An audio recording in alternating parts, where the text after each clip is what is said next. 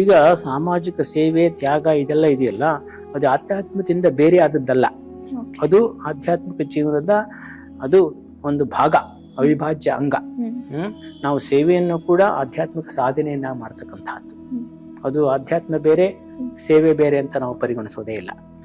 ಆಧ್ಯಾತ್ಮ ಬೇರೆ, ತ್ಯಾಗ ಬೇರೆ ಅಂತ ನಾವು ಪರಿಗಣಿಸೋದಿಲ್ಲ. ಆಧ್ಯಾತ್ಮಿಕತೆ ಬರಬೇಕು ಅಂತ ಅಂದ್ಬಿಟ್ಟು ತ್ಯಾಗ ಇದ್ದೇ ಇರಬೇಕು. ಮತ್ತೆ ಸೇವಾ ಮನೋಭಾವನೂ ಬೇಕು. ಇಲ್ಲದ್ರೆ ನಾವು ಸಂಕುಚಿತರಾಗಿದ್ದರೆ ಆಧ್ಯಾತ್ಮದಲ್ಲೂ ಕೂಡ ನಾವು ಪ್ರಗತಿಯನ್ನು ಹೊಂದೋಕ್ಕಾಗೋದಿಲ್ಲ. ನಮಗೊಂದು ವಿಶಾಲ ಮನೋಭಾವ ಇರಬೇಕು, ಸಾಮಾಜಿಕ ಕಳಕಳಿ ಇರಬೇಕು, ಇತರರಿಗೋಸ್ಕರವಾಗಿ ನಾವು ಸ್ಪಂದಿಸ್ತಕ್ಕಂಥ ಒಂದು ಮನೋಭಾವ ನಮಗಿರಬೇಕು. ಆ ರೀತಿ ಒಂದು ವಿಶಾಲ ಮನೋಭಾವ ಇದ್ದಾಗ ಆಗ ಮಾತ್ರ ನಾವು ಆಧ್ಯಾತ್ಮಿಕ ಜೀವನದಲ್ಲೂ ಕೂಡ ಪ್ರಗತಿಯನ್ನ ಸಾಧ್ಯ. ಬರೀ ತ್ಯಾಗ ಮಾಡ್ಬಿಟ್ಟು ನಾವು ಬರೀ ಧ್ಯಾನ ಜಪ ಮಾಡ್ಕೊಂಡು ಕೂತ್ಕೊಂಡಿದ್ರೆ ಏನೂ ಆಗುದಿಲ್ಲ, ಅಧ್ಯಾತ್ಮನೂ ಕಳ್ಕೊತೀವಿ. ಸ್ವಾಮಿ ವಿವೇಕಾನಂದರ ಆದರ್ಶ ಅದೇನೆ. ಯಾಕೆಂತಂದ್ಬಿಟ್ಟು ನಾವು ಸಾಧನೆಯಲ್ಲಿ ನನ್ನ ಸಾಧನೆ ಆಯ್ತು, ನನ್ನ ಸಿದ್ಧಿ ಆಯ್ತು, ನನ್ನ ಮುಕ್ತಿ ಆಯ್ತು, ಇಷ್ಟಕ್ಕೆ ಮಾತ್ರ ನಾನು ಸೀಮಿತನಾಗ್ಬಿಟ್ಟು ಸಾಧನೆ ಮಾಡ್ಕೊಂಡಿದ್ರೆ ನೀನ್ ನರಕಕ್ಕೆ ಹೋಗ್ತೀನಿ ಅಂತ ಹೇಳ್ತಾರ ಅವ್ರು.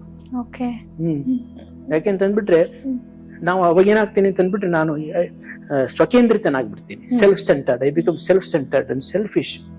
ಅವಾಗ ಏನಾಗುತ್ತೆ ಅಂತಂದ್ಬಿಟ್ರೆ ನಾನು ಸಂಕುಚಿತ ಮನೋಭಾವ ಬಂದಷ್ಟು ಕೂಡ ಆಧ್ಯಾತ್ಮದಿಂದ ದೂರ ಆಗ್ಬಿಡ್ತೀನಿ.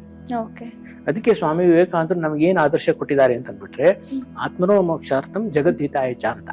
ನೀನು ಆತ್ಮ ಮುಕ್ತಿಗೋಸ್ಕರವಾಗಿ, ನಿನ್ನ ಆಧ್ಯಾತ್ಮಿಕ ಉನ್ನತಿಗೋಸ್ಕರವಾಗಿ ನೀನು ಸಾಧನೆ ಮಾಡಬೇಕು. ಜೊತೆಗೇನೆ ನೀನು ಸಾಮಾಜಿಕವಾಗಿಯೂ ಕೂಡ ನೀನು ಕೆಲಸ ಮಾಡಬೇಕು.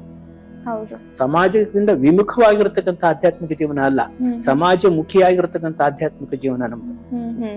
ಆಗ್ತಾಯ್ತಾ?